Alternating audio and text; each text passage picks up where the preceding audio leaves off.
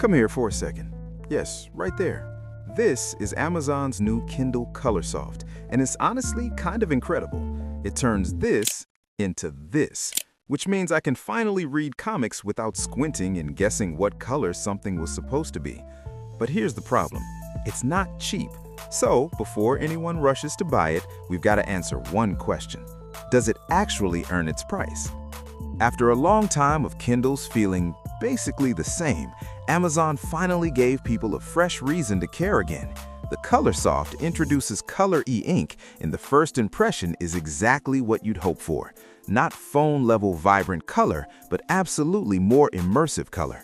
And compared to monochrome Kindles, it makes illustrations and comic art feel more alive instead of flattened. Beyond the color, it's still a Kindle, so the core experience is familiar. It's reasonably light in the hand, comfortable to hold, and it's meant to be a dedicated reading device first. And that dedicated part matters, because the whole point is you read more when the device isn't constantly trying to distract you. Battery is one of the strongest arguments here.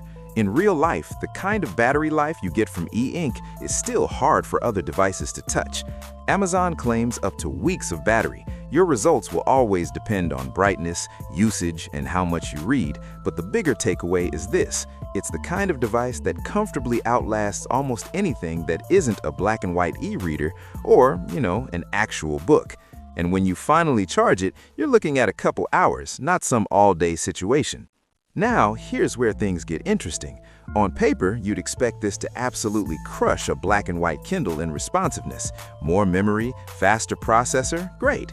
But in everyday use, it doesn't feel twice as fast, and in a few places, it can actually feel slower than a monochrome Kindle, especially when you're flipping pages with animations or browsing the store. And the reason isn't really the processor, it's the display technology. Color e-ink relies on pigment particles that physically move to form the image. When you add color, those particles and layers can require more time to settle into place. So, even if you throw more processing power at it, you don't magically break the physics of how the display updates. That's the trade-off. You gain color immersion, but you lose some snap. Now, the biggest deal breaker for a lot of people is the resolution split. For black and white text, you get sharp 300 ppi, so normal reading still looks crisp. But for color, it's effectively lower resolution, 150 ppi, because there's an extra color layer involved. And that's the moment where a lot of people will immediately say, wait, I'm paying more money and the color layer is less sharp? That's a fair reaction. But here's the flip side, and it's why some people love it. For comics, manga, and illustrated content, color can do something grayscale can't. It separates characters, objects, and visual intent more naturally. Even if grayscale is technically sharper, color can make the page easier to parse and more enjoyable to experience. So the question becomes less about is it vibrant and more about does it make the content feel more alive? And in many cases, it does. Then people ask, why not read on a phone or tablet? Honestly, if your eyes aren't tired and it's early in the day, the app experience can be faster and smoother.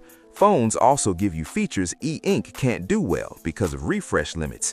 But phones come with the classic downsides. Smaller screen means more page flips, battery life isn't comparable, and the biggest one, distractions. Notifications, apps, doom scrolling, the very thing a Kindle is designed to eliminate. Now, there's another reason people hesitate, the reviews and the history. This device has thousands of reviews, and the rating hasn't always been glowing.